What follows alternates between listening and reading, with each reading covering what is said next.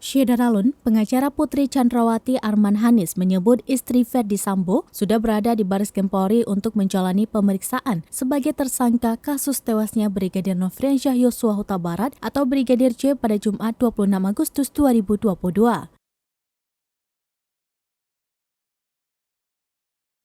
Pernyataan itu disampaikan Arman Hanis sekitar pukul 11 waktu Indonesia bagian Barat. Istri Ferdy Sambo disebut menjalani pemeriksaan kesehatan terlebih dahulu sebelum diperiksa penyidik. Adapun pemeriksaan kesehatan Putri Chandrawati disebut Arman juga dilakukan di Baris Krim Polri.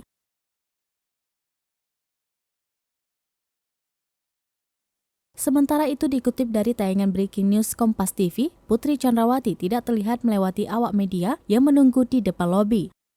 Istri Ferdy Sambo diduga melewati jalur lain untuk masuk ke gedung Baris Krim Polri.